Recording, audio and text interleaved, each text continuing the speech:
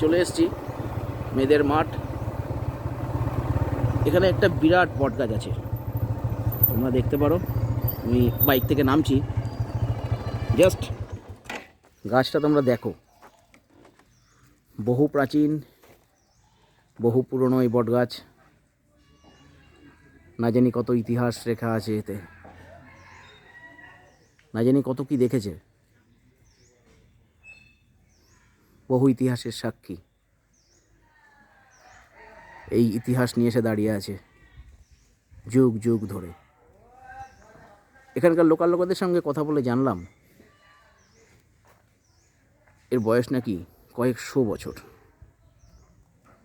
তোমরা দেখো গাছটা, আমি কাছাকাছি যাচ্ছি, যতটা পারছি তোমাদের দেখানোর চেষ্টা করছি। এর এক একটা ঝুড়ি পুরো মাটিতে এসে আর একটা নতুন গাছের সৃষ্টি করেছে। নতুন ইতিহাস সে রচবে।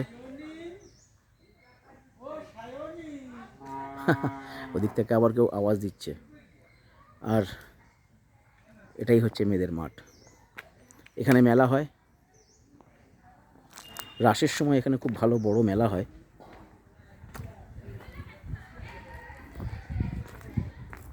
এখানে একটা স্কুল আছে, আর আছে এই গাছ, প্রাচীন বটবৃক্ষ। সঙ্গে আবার পরগাছাও আছে, সবুজে সবুজ, তোমাকে পুরো রিফ্রেশ করে দেবে।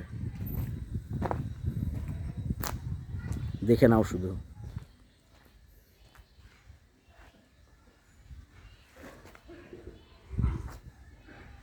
স্কুলের রান্নাঘর একটা, বাট আমাদের দেখার জিনিস যেটা সেটা হচ্ছে এই গাছ।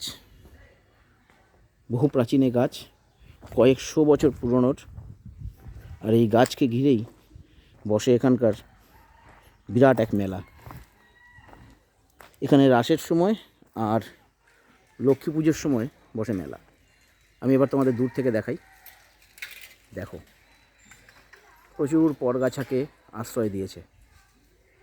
নিজে তো বাঁচছে, সঙ্গে অপরকেও বাঁচতে সাহায্য করছে। তো আমি তো এখান থেকে একটা শিক্ষা পেলাম, আর সেটা হলো প্রতিযোগিতা নয়, সহযোগিতাই জীবন। একে অপরকে সহযোগিতা করে বেঁচে থাকার পথ খুঁজে নেওয়া। কেমন লাগলো প্লিজ কমেন্ট করে জানিও। পুরোটা দেখার জন্য তোমাদের অশেষ ধন্যবাদ।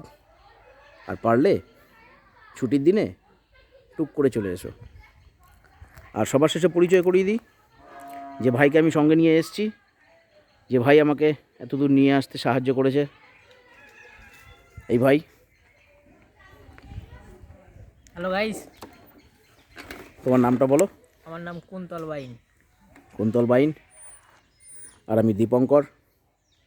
তো কেমন লাগলো প্লিজ জানিও কমেন্ট করে। আজকের ভিডিও এ পর্যন্তই। দেখতে থাকো, সাবস্ক্রাইব করতে থাকো, আর আমার সাথে এগিয়ে চলো। নমস্কার।